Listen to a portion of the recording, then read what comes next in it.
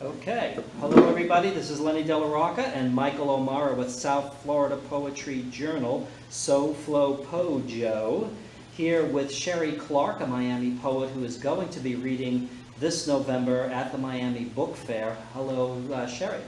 Good afternoon, guys. Tell us a little bit about yourself, a short little verbal bio about who Cheryl is in Miami. Okay, well, I've always written, I've always been a writer, but some years back, I guess you could say I took a break from it.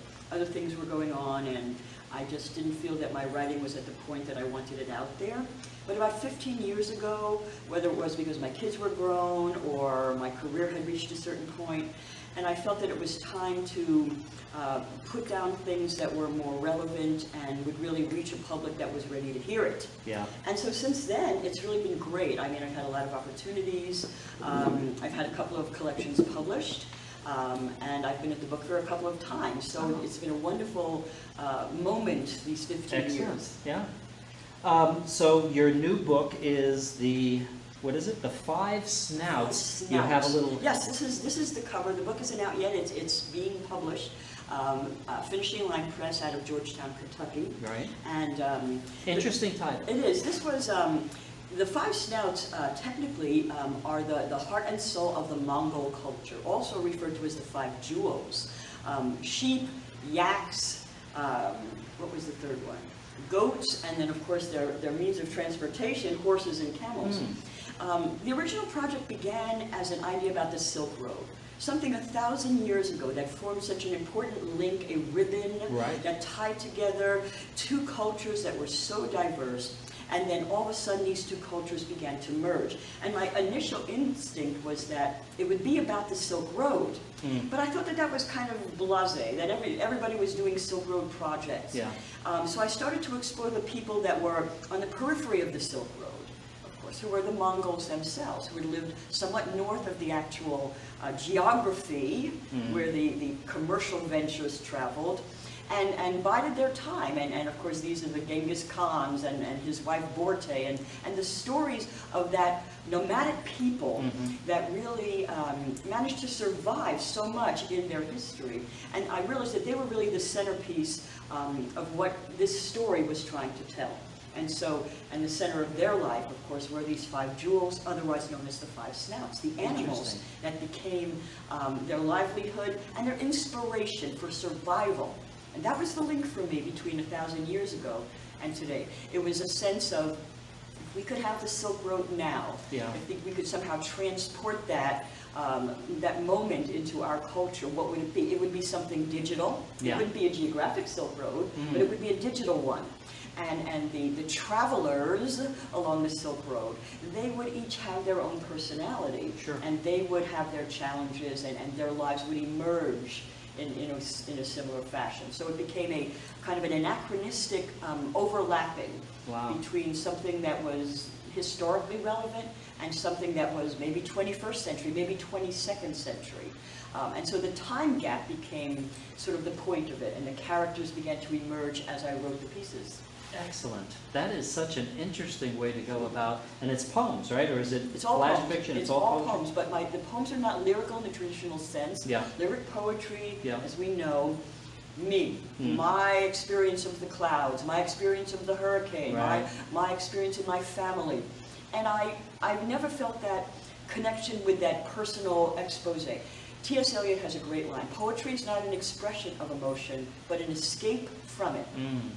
And that always resonated with me, that it would be my life, but disguised within the characters, almost like a novelist works. Excellent. And so my projects have really taken on that shape. The characters speak for me, in a way. Would you read a poem from that? Sure. I can start, the one that I think was this was the beginning one, of the Silk Road back in the day.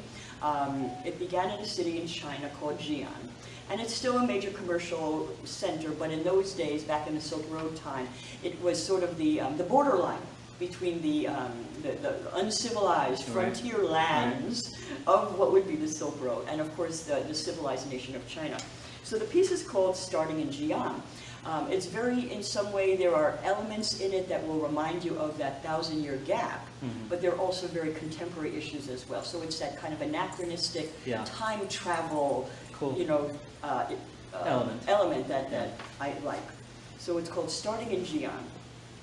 Their dressmaker's dust veil is always the same old script, the redundant mosaic.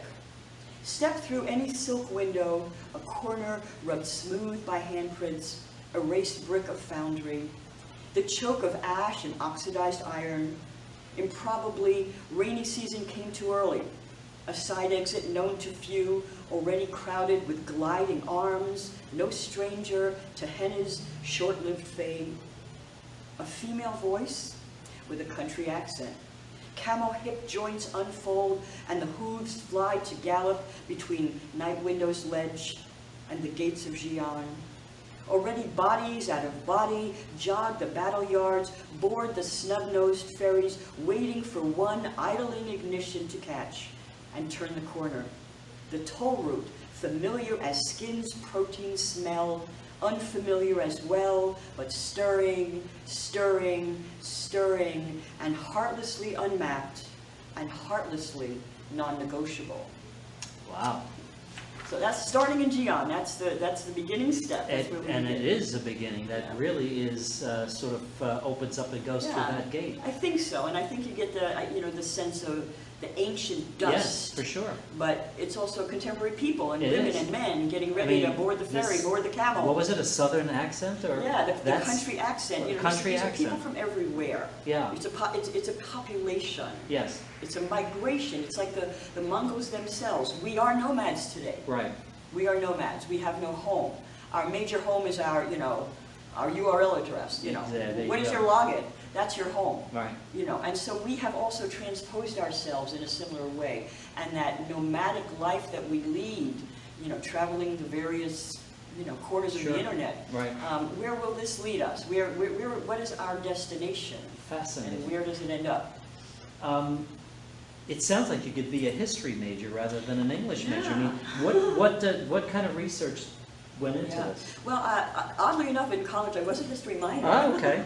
And I love it. I love that sense of things because those are the true, that's the true story, really, that I think we like to tell.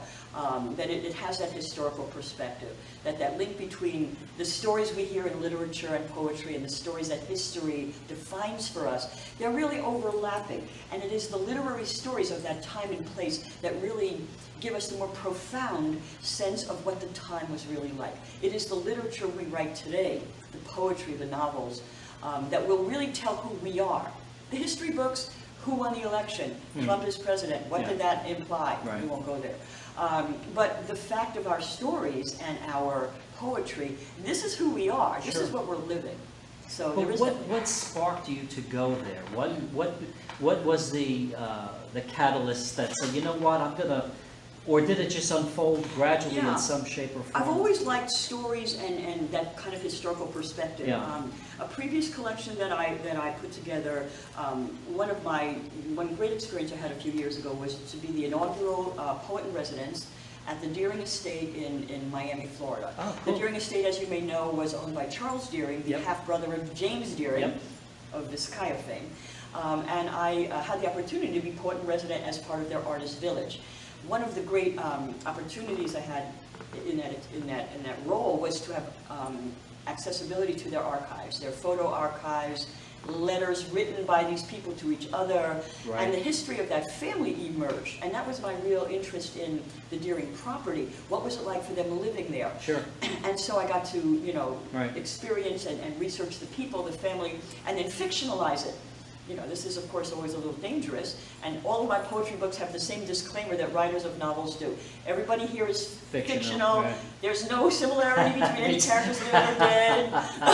Because, I'm saying things, Barbara Deering was a bulimic. I don't know that she was, but these are an imaginary reconstruction of their lives. So that historical vision always sort of was fascinating. Are you familiar with an Italian author by the name of Calvino? Of course, Italo Calvino. Right, Invisible Cities? Invisible Cities. Okay, because I recently read that. A friend of mine recommended it because I had been writing these prose poems that were kind of in that vein, kind of, sort of.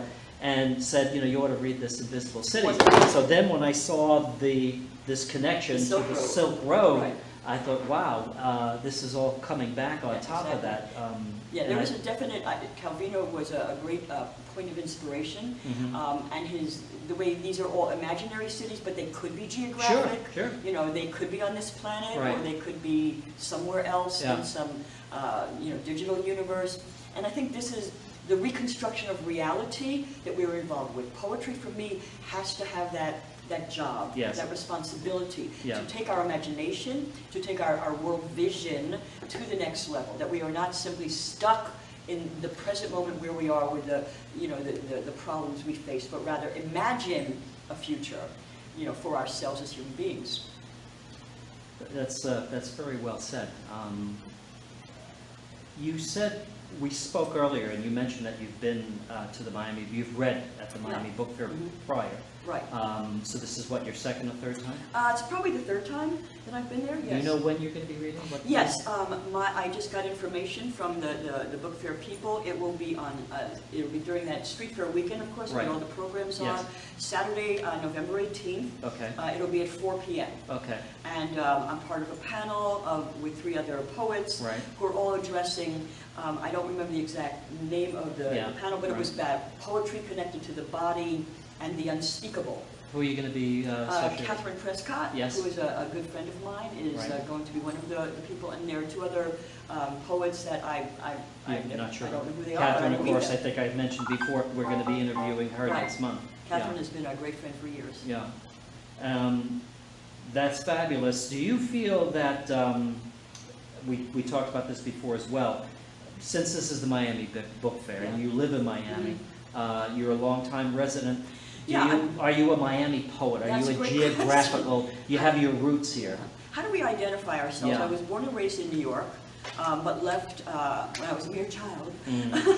So I've been in Miami my whole adult life, and Miami, this whole South Florida area is it is who we are. I mean, we breathe this air, we are involved with the people, we all share, the experiences geographically, meteorologically, this is our environment.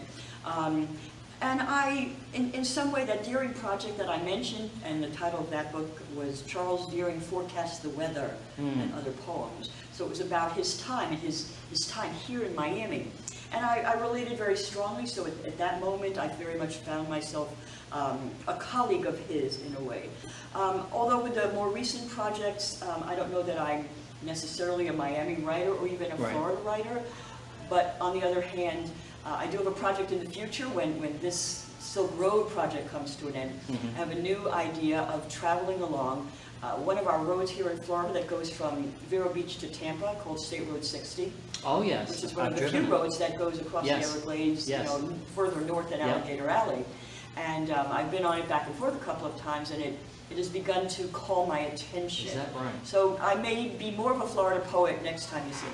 Well, I mean, just because you don't have to be writing, because we're South Florida Poetry Journal, sometimes I get folks wanting to know, does their poetry have to be about Florida? Do I have to be from, and of course it's not. Of course not. It's just where we are. That's right. But it's interesting that you're taking a look at that. I've been through that area. It's pretty interesting. There's a prison, I believe. I know there is. Yeah. Fascinating. The idea of writing, so you write books instead of individual poems? Yes, Are you absolutely. One of those? Yeah. Absolutely. These books come to me as whole entities. Okay. I had a great experience, a great conversation with one of our local star poets, Campbell McGrath, years ago about this idea of the concept coming. One of my favorite books by him was a project called Shannon, which was about one of the lesser-known individuals on the Lewis and Clark expedition. And what happened to him, he got lost from the rest of the guys, and he was stuck out there in the wilderness for weeks before they found him. And I said, I love that. I love when poetry simulates novels. Yes. And that's how these things, they're not individual poems that it's time to write a book, put them all together. Right. But rather, the Silk Road project, the Deering project was that way. Right. My more recent collection called Dragonfly was about 3 fictional characters that emerged, and their intertwining paths and their life experience began to, figure in as poems. Were they sisters? Were they triplets? Were they twins? Were they all in the same family? I speak of them in different ways in different pieces. Sure. But the collection was truly a collection. Mm. And so, you know, the Five Snouts collection, that's what it is. And when it ends, I'm done with Asia. I find that so fascinating because that type of writing is Yeah. so difficult for Yeah. me personally. Mhm. And I've spoken to other friends, poets of mine, Yeah. who also feel the same way, that Right. it's just real difficult Yeah. to say, because I love the idea of that. I would Right. love to, I have ideas that say, you know what, that would make a great book of poetry, Right. but when it comes down to writing the poems for it, Right. it's tough to get the spark to get those out somehow. I There don't is a know what little it is. trick to it that I would Yeah. be happy to share with you. Sure. Take the poems and the pieces within the collection don't necessarily have to emerge from any historical or geographic Right. connection, but rather you take your basic life experience or your whatever Right. inspires you poetically and somehow use a golden thread Mhm. that ties it in somehow. In other words, the character, Right. whatever it's about. If it's about the weather, Mm. well, maybe it was the weather when you were home yesterday morning, Mhm. but somehow tie that into the Silk Road, or what, you know. Right, whatever. right, right. In other words, you find That's a good that, idea, you know, sure. so and this is what gives it that multifaceted Right, appeal. exactly. It doesn't become just the story of the Silk Road, Right. or the story of Charles Deering and his family, Right. but rather it becomes sort of multi-textured, Yes. which gives it a very, I think, modern twist that makes it kind of a new genre. It's a novel, it's a collection of short stories, Mhm. but it's poetry. Yeah. So it's There's a whole lot going on in there because, you Right. know, there's this whole business in the last several years about the Right. lyrical essay Yeah. and that kind of thing. Absolutely. And, you know, and sometimes I write something I've read from other friends and I've seen things in publications where you would have to think about what it is, what Yeah. box do you put this in? Right. And you know what, I don't really care. Do You I don't like care. it? Does it mean something? Does I feel anything? Does Exactly. it speak to me? And that's all I care about. And I think I don't you're care if it's flash fiction or a lyrical this or that, right? I Who mean, needs it's to identify it? communication, That's right. right? And the whole idea, you know, prose poetry. Yeah, What is that? yeah, exactly. I mean, you know, that's saying, well, it's going to be in prose, but it's still poetry Yeah. somehow. And It's I got think elements, yeah. each writer we live, and we're lucky enough to be working in a time when we can redefine our art. Absolutely, We are no longer bound right. by publishing needs or others Mhm. to have to fit within, you know, any kind of box. Yeah. And the more liberated that we can allow ourselves to be, the more creative I think our work, you know, will Sure. ultimately, you know, end up being featured as. When you've read at the Miami Book Fair in the past, were there any poets there that you sort of were like, oh, wow, so-and-so, I would love to meet her, him, Oh. you know, a little trembling going Well, on where I think, it oh my wasn't- God, so-and-so, you know, that kind It's of very funny. celebrity. You know, they do program the various panels in a very interesting way. Mm. The more, you know, regional or local poets, they're, Right. you know, structured together, people that have the same kind of writing. The superstars, Yeah. the superheroes Yeah. of the field, they, you know, read together. Sure. So I've never had the good fortune necessarily to read with any Right, of these right. people. But I have seen some amazing poets, and I've learned a lot about poetry in the United States today Mhm. just by being at the book fair as a reader and as a participant. For example, somebody like Maureen McLean, Mhm. who was part of a panel that I wasn't reading at, but I introduced them. She's a wonderful writer, and I'd never even heard of her. Lucy Brock-Broido, Mm. who's somebody else that I just never experienced her. I believe she's out of Columbia University. I remember her from back in the 90s. I She's think. amazing. Yeah. I mean, she's just so innovative. So the book fair is a great opportunity, whether you're a reader or a visitor, Sure. to really just expose yourself, if you love poetry, Yeah. as we do, to people that are trying new things, nationally and even internationally as well. You mentioned just a little bit ago that you're working on, or you're thinking of working on, that's the State Road 60. Oh, State Road 60. Is that the next book, do you That's the think? next one. Yeah, that's the next one. Have you started Yeah. thinking about how you're gonna approach that? That's the problem in a way, because before one comes to an end, because what happened is that when Finishing Only Press decided to publish this chapbook, Mhm. the Five Smouse, there were a lot of work that was subsequent to their wanting to publish it Yeah. that had not made it in. So there's, I don't know, it won't be called Five Snouts 2, Yeah. but there might be another collection. The Florida version or whatever. Whatever, something that comes beyond that. But what's happening is that's drawing to an end, and ideas for the State Road 60 are already in the works. And so it becomes this sort of schizophrenic existence where, you know, you write a piece and you're not, you know clearly it's no longer part of the Silk Road Well, project, but it has to be State Yeah, Road 60. I'm So gonna there's a throw moment this overlap. out, and I don't know whether this works for you or not, but back many, many years ago, I had this idea of contacting this prison out in Broward Oh, County. wow. And I contacted whoever it was at the time and said, hey, listen, I want to publish an anthology of poems by prisoners. Great. And it didn't get anywhere. Oh, I wonder But I thought when you said 60, and I happened to, like I said, Yeah. I've driven it more Yeah. than once, and I know that there's that Right. institution out there. And I thought, wouldn't that be something if you were able to get, at least incorporate something, Some of you know? those. Yeah, I think it's very interesting, and I think the prison will factor in as part of Yeah. it, and maybe one of the characters that emerge Right. might be Yeah. someone from the prison, Yeah. either for real or fictionally speaking. Because it sticks out, right? I mean, 60 is kind of flat, there's not, Right. Oh, there's a there's lot of nothing there, and farms, then here's this, and you then know, there's this, Here's you know, this thing. yeah. So, yeah, I think this is what makes it exciting in terms of the way I like to work, is that anything is possible. Sure. Nothing is limited. The only thing defined is the project idea, and anything can be incorporated in as long as I maintain my fictional stance. This has been a moral issue for us as poets, I will confess. Mm. I had several conversations over years. Is it morally appropriate to talk about a real-life family like the Deerings, for example, Right. and to speak of their daughters as, you know, problematic Yeah. teenagers, Right. eating disorders, when you don't, are And you you don't really know, defaming yeah. these real-life historical people by saying things about them that is fictionally intended? It's a gray area. It's a gray area. Have they read, has the family read those poems? Yeah. Well, I don't know that if they have. I've never been sued yet, so you know. Well, and you because got the disclaimer. I always so- have the disclaimer that, you know, I know I'm, you know, I mean, this is a work of fiction. It's a product Yeah. of the author's imagination. Right. And that applies to what I do. I mean, you know, the names that I use to describe Sure, the people sure. that are characters, because I Right. do approach it Right. from a narrative point Right. of view. You know, there is that jeopardy that we engage in as writers of poetry.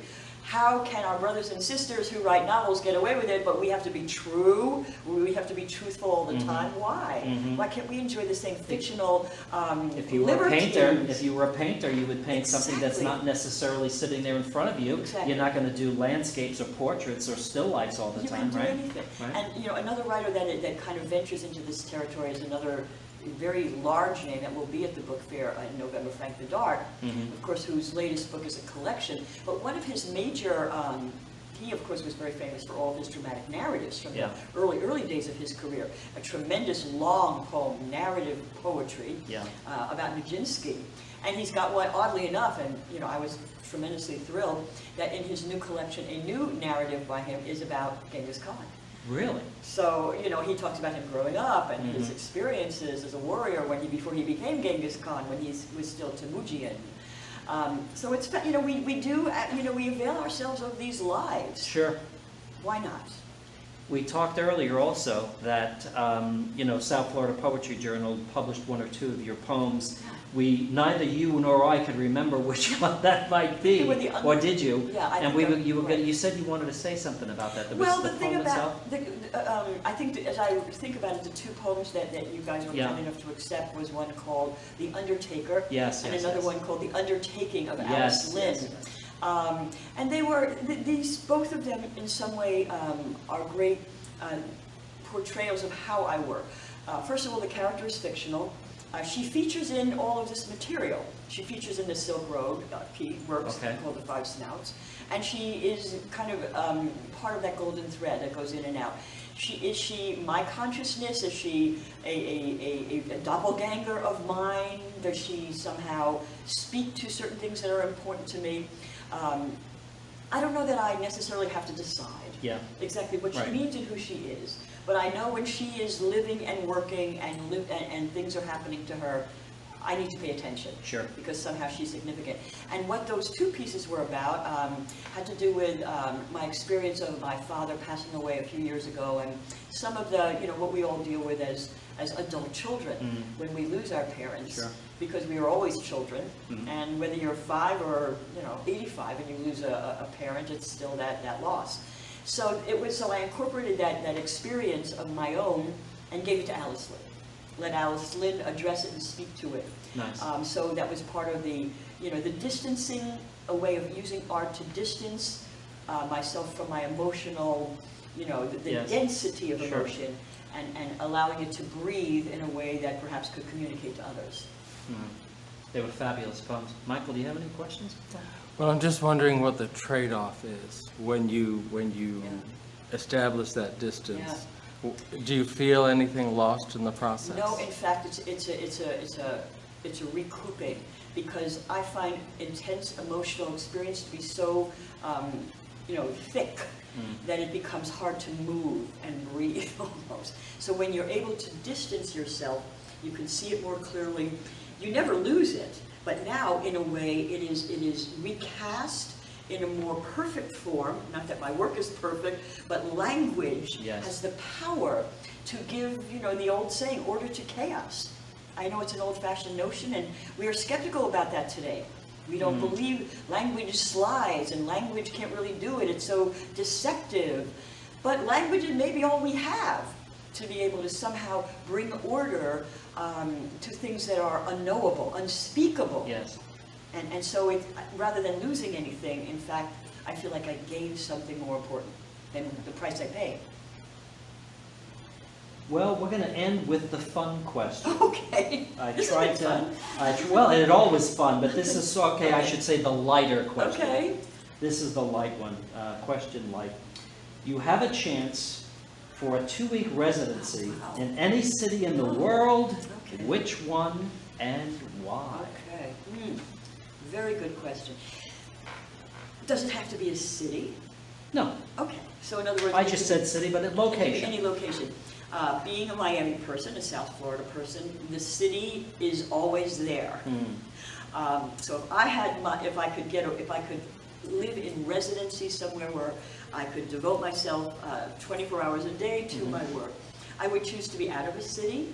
I would prefer to be, I don't know, some perfect location where there was a liquor store close enough. For that, what was it, a vodka, for my vodka selfie? selfies. There was enough, just a maybe a bookstore, because those are always inspiring. Sure. So a little town. I guess I might say Martha's Vineyard. There you I have go. a particular affection for Martha's Vineyard. My husband and I went there on our honeymoon many years ago. So I always have that little. I know it's probably a lot different than when we were there. Yeah. But that kind of place where you could ride your bike, have coffee, sit at Starbucks and just be able to be and chat with people if you'd like to, and be the poet, and be the poet in that way that we all dream of. That's great. Sherry, thank you so much. Thank We've enjoyed having you. you. Thank you so much. Thank you both Take for care. inviting We'll see you me at to this. the Miami Book I will Fair be there. on, what was it again? November 18th. November 18th. Thank Got you it. all so much. I Okay. appreciate the opportunity.